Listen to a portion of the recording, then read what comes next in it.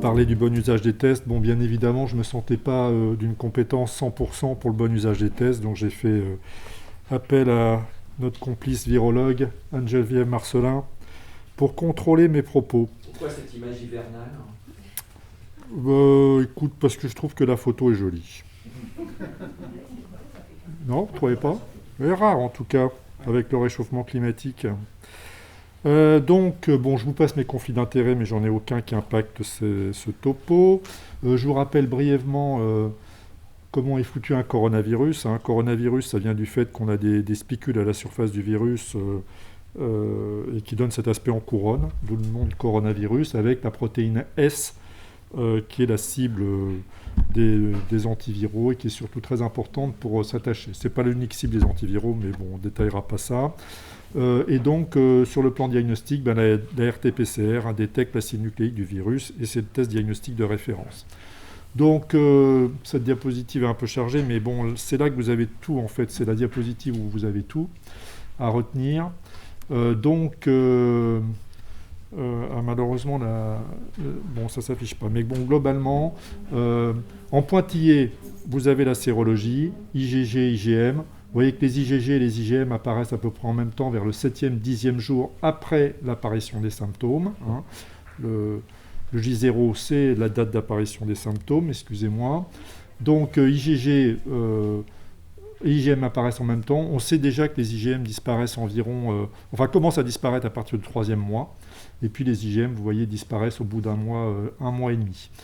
En ce qui concerne la PCR, globalement, la PCR nasopharyngée ainsi que la PCR dans les voies aériennes inférieures, vous voyez que ça démarre une semaine environ avant l'apparition des symptômes, et c'est ce qui rend d'ailleurs ce virus si diabolique et si difficile à arrêter, puisque vous voyez que le maximum, le pic de virus, si vous voulez, dans les voies respiratoires, c'est, disons globalement, au moment où apparaissent les symptômes, ou un peu avant, ou un peu après, selon les études. Et vous voyez qu'en une semaine, globalement, quand tout se passe bien, on n'a plus de virus au niveau des voies aériennes supérieures. Par contre, on peut continuer à en avoir dans le lavage broncho-alvéolaire et dans les selles pendant beaucoup plus longtemps. C'est en fait dans les selles que ça s'excrète le plus longtemps, et c'est utile puisque c'est le virus qu'on retrouve dans les eaux usées, et c'est ça qui permet de suivre l'évolutivité, la dynamique de l'épidémie en allant fréquenter les égouts et rechercher le virus.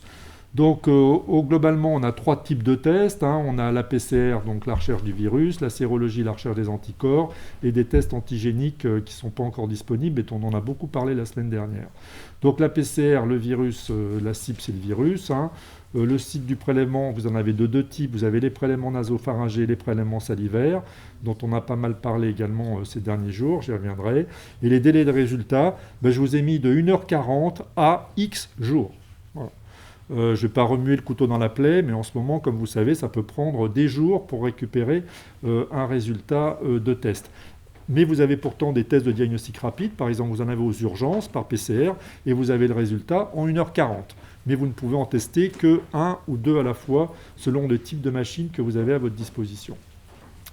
C'est des tests diagnostiques directs. La sensibilité, alors globale, elle est de plus de 90%, mais c'est la sensibilité globale, c'est-à-dire la PCR, quel que soit le site analysé, notamment le site respiratoire. Les sérologies, vous avez 2 types de sérologie, sang total et goutte au doigt. Ça peut durer quelques minutes à X jours. Là aussi, c'est pareil, ça dépend du délai de rendu des examens pour le laboratoire. C'est évidemment les tests de diagnostic indirect. Et la sensibilité varie énormément selon la technique utilisée. Et vous avez des techniques qui, globalement, ne valent pas un clou. Et notamment, les tests diagnostiques avec la goutte au doigt ne sont pas très sensibles. Voilà, les tests antigéniques, l'inconvénient, c'est que c'est un prélèvement nasopharyngé pour le prélèvement, donc ça ne court-circuite pas le prélèvement, et les délais des résultats peuvent être assez courts par contre, ce qui est un avantage. Voilà, ça c'est une autre manière de vous montrer les choses, parce qu'en fait l'intérêt de la PCR, c'est un peu de parler de contagiosité, bon, de diagnostic évidemment, mais j'aurais juste vous dire un mot de contagiosité. Le début de la contagiosité, c'est moins 2,3 jours avant l'apparition des symptômes, et le pic de contagiosité, c'est la veille de l'apparition des symptômes.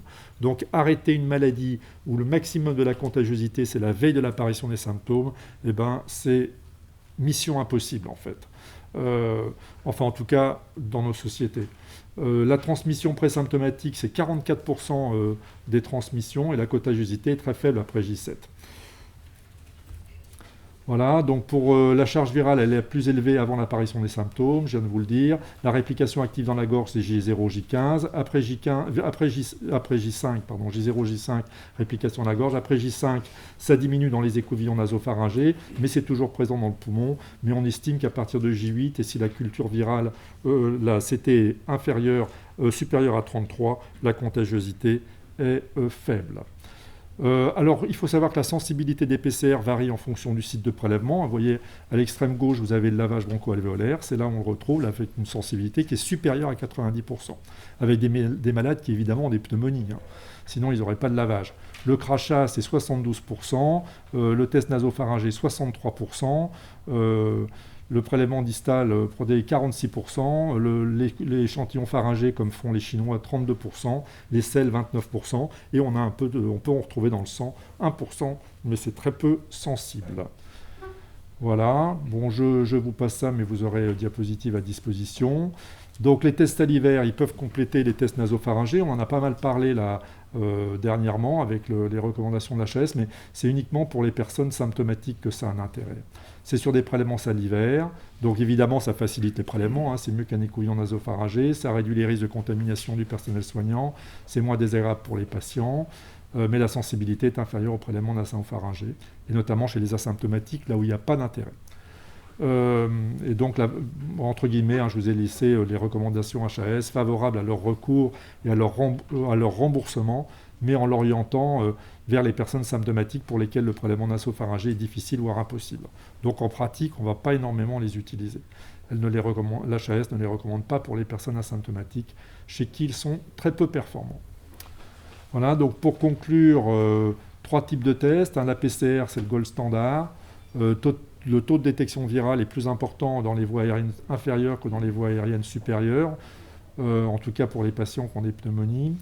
La charge virale est maximum dans les voies aériennes inférieures jusqu'à J10, ça peut persister jusqu'à J28 voire au-delà, mais sans plus être contaminant à partir de J7, J8. Les tests sérologiques, c'est plutôt pour les enquêtes épidémiologiques, éventuellement des tests de rattrapage pour des personnes qui n'ont pas pu avoir de test PCR ou qui n'ont pas été en mesure de réaliser le test alors qu'ils étaient symptomatiques. On voit de plus en plus de personnes comme ça. Les tests diagnostiques rapides en pharmacie ne sont pas très fiables. Et les tests antigéniques, ça sera bien pour le dépistage de masse, mais pas pour le diagnostic. Peut-être un intérêt dans les services d'accueil des urgences pour le tri rapide des patients, et il n'aura de valeur que si positif. Bon, j'étais interloqué de voir que le précédent orateur avait utilisé pour conclure une vague. Je me demande bien pourquoi. Il a choisi la vague d'Okusai, c'était une très bonne idée. Moi, la mienne est un peu moins poétique, c'est une succession de 3 vagues, avec un message subliminal que je vous laisse deviner. L'essentiel étant de porter le masque plutôt que de se laver les mains. Voilà. Est-ce que vous avez des questions ?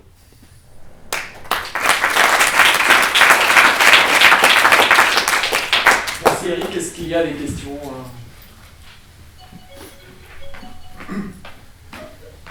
Eric, quelle stratégie faut-il appliquer maintenant? Parce que les 1 200 000 tests par semaine, donc c'était un des objectifs du gouvernement d'apporter un nombre en face donc de ces tests, mais manifestement c'est un échec puisqu'on n'arrive pas à récupérer pour aller la moitié, peut-être même les 2/3 des malades le test dans un délai de 24 à 48 heures. Qu'est-ce qu'il faut faire? C'est un échec, effectivement, tu as raison de le souligner. En fait, on était plus dans la com, la course au nombre, voilà. Et du coup, ça s'est retourné un peu à leur détriment, c'est dommage, mais c'est comme ça. Il faut prioriser, en fait, maintenant, c'est-à-dire, c'est clair, il faut aller là où sont les malades, aller là où sont les clusters. Par exemple, quand on voit qu'il y a des clusters qui sont en train de se développer, par exemple, dans les EHPAD, comme exactement il y a 4 mois, avec la même facilité, ou des clusters qui vont se développer, qui sont en train de se développer dans nos hôpitaux, même si ça n'a pas l'ampleur des clusters qu'il y avait au mois de mars-avril, c'est pas normal, quoi. Donc je pense qu'il faut réorienter vers une autre utilisation des tests. Alors après, il y a aussi le problème des voyages, parce qu'il y a beaucoup de gens qui se font tester avant de partir à l'étranger, parce que les pays d'accueil exigent un test à l'arrivée, alors qu'on sait que ce n'est pas très efficace sur le plan épidémiologique. Donc en fait, on est vraiment... c'est bizarre ce qui se passe, effectivement. Mais en tout cas, clairement, la pratique actuelle des tests, c'est surréaliste, quoi. Sans compter que le coût est absolument prohibitif, quoi. Puisque je vous rappelle qu'un test, c'est 54 € et que si vous faites 100 000 tests par jour, on est même un peu plus maintenant, ben je vous laisse faire le calcul, hein. Ça fait plus de 5 millions d'euros par jour. Et on peut se tester 3 fois par semaine si on veut, quoi. Donc 70 millions de Français qui se testent, allez, disons 1 fois par semaine, vous imaginez le coût, quoi. Non, j'exagère évidemment, mais enfin c'est caricatural. Mais en tout cas, ça coûte clairement 5 millions d'euros par jour à la Sécu. Ça, c'est pas caricatural, c'est la vérité. Pour dépister, comme tu sais, 5% en moyenne de patients positifs sur toute la France. Le taux de faux positifs actuellement, des PCR nasopharyngés, Il n'y en a quasiment pas, hein, des faux positifs en fait. À partir du moment où ils prennent un seuil suffisamment pas trop bas, disons, il n'y a pas de faux positifs. Le problème, c'est vraiment les faux négatifs en fait. Les faux positifs, c'est des contaminations de PCR ou de réactifs. On peut voir ça avec certains labos, mais dans les laboratoires de virologie, des milieux hospitaliers en tout cas, il n'y en a pas. Et dans les modes de transmission, là il y avait l'étude du cas témoin du CDC qui a regardé toutes les habitudes des Covid+, par rapport à ceux qui n'avaient pas le Covid, avec un seul facteur qui sort. C'est pour faire du shopping, c'est pas prendre les transports en commun, c'est pas aller au cinéma, c'est aller au restaurant et dans les bars. Est-ce que c'est vraiment ça? Alors New York a toujours l'interdiction d'ouverture des restaurants et des bars, mais Madrid non, Paris non plus. Est-ce que c'est ça les deuxièmes vagues? En fait, honnêtement, je ne connais pas l'étude à laquelle tu fais allusion. Néanmoins, à partir du moment où on interdit les rassemblements, où on interdit tous les rassemblements de quelque type que ce soit. Les soirées privées, pour voilà. les jeunes, c'est surtout ça. Voilà. Qu'est-ce qui reste? Il reste le bistrot, le resto, les soirées privées. Je pense que c'est ça le biais d'observation. Il n'y a pas de deuxième vague à New York, tu vois? Oui, parce que je pense que pour l'instant, c'est des gens jeunes qui se contaminent. Tant que ce sont des gens jeunes qui se contaminent, il n'y aura pas d'impact sur le système, mais dès que ça passera chez leurs grands-parents, ça va impacter le système, quoi. Même si, évidemment, vous avez des cas quand même graves chez les jeunes, comme vous l'avez montré, quoi. Mais c'est vrai, quand on regarde les courbes de cas positifs, les États-Unis avaient atteint un pic fin juillet qui ne s'est pas complètement annulé. Non. Ils sont passés de 60 000 à en gros 30-35 000 cas par jour. À l'Europe, il n'y avait presque plus rien en juillet et est en train de rattraper ce niveau, probablement même le dépasser. Oui, de toute façon, on va tous arriver au bout de 2 ou 3 ans au même résultat, mais on y sera arrivé différemment, à des vitesses différentes. Mais je ne vois pas très bien comment on peut faire autrement. Les Américains, ils ont fait un pari complètement différent du nôtre. Ils ont fait un pari... au début, ils ont quand même affronté l'épidémie de plein fouet avant de réaliser, quoi. Et alors, les Suédois, ils s'immunisent plus vite que nous ou pas? Alors, les Suédois, oui, c'est la question vraiment intéressante. Parce que je pense que c'est ceux qui sont à suivre particulièrement, quoi. Après, c'est un habitat beaucoup plus dispersé que le nôtre. C'est pas des grandes concentrations. C'est une maladie urbaine. Voilà. C'est vraiment une épidémie urbaine. Et c'est une épidémie prédominante dans les milieux précaires. Donc c'est une épidémie urbaine de la précarité. Même si évidemment tout le monde peut être atteint. C'est pas du tout ça que je discute. Mais en Suède, ils sont ni précaires, ni concentrés. Voilà. Et donc je pense que c'est ça qui doit les protéger en partie. C'est quand même un pays très étendu avec un nombre d'habitants très faible. Et puis c'est des Nordiques qui peut-être n'ont pas tout à fait la même mentalité que les Latins. Oui, enfin en même temps, quand on voit le Danemark, etc. Puis bon, il ne faut pas oublier que rapporté au nombre d'habitants, quand même, les Norvégiens, ils ont été, c'est pas les Belges, mais ils ont quand même payé un tribut à la maladie. Ils ont une surface énorme.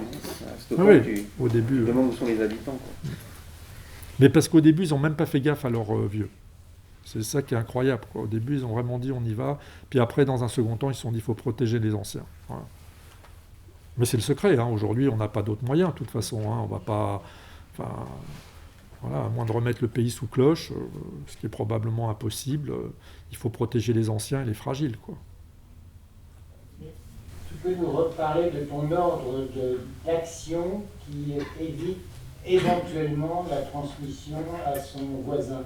Qu'est-ce qui est le plus important? Ah bah, le plus important, un plexiglas, avoir un mot ici qui sait, d'après ce qu'on voit, on peut dire, est assez peu efficace, ouais. ou alors de ne pas se faire la bouche. Ah, moi, je crois Qu'est-ce qui est beaucoup. le plus important? Ah ben moi je pense que c'est le masque le plus important, surtout dans les lieux clos. Hein. J'ai aucun doute. Enfin j'ai vraiment pas, j'ai pas beaucoup de doute là-dessus. Hein, je suis désolé. Hein. Se laver les mains c'est évidemment très important, mais le masque est, je pense, le plus important. La visière, honnêtement, je sais pas. Je suis pas sûr que ça ait été évalué très très bien. Voilà. Je sais pas. Non, mais c'est un pari qui vaut le coup. Hein. Eric, maintenant qu'on va réouvrir des unités dans des services comme les nôtres pour mettre des patients Covid avec ou sans ailleurs maladie cardiaque, qu'est-ce que tu nous conseilles pour sortir ces patients des unités? On est à, je sais pas, à J7, il n'a plus de symptômes depuis 2 jours. Est-ce qu'on le rebascule dans une unité Covid négative sans peur? Est-ce qu'on le teste? J7 post-symptômes. Là, on est en train de réécrire les. Enfin, c'est surtout les hygiénistes qui font ça. Mais ce qui va sortir, c'est probablement J7 post-symptômes. On les contrôle même plus et on les lâche. On les contrôle pas. Ouais, et on les lâche. 2 jours sans symptômes à J7. Ouais, c'est ça. c'est ça. Ouais.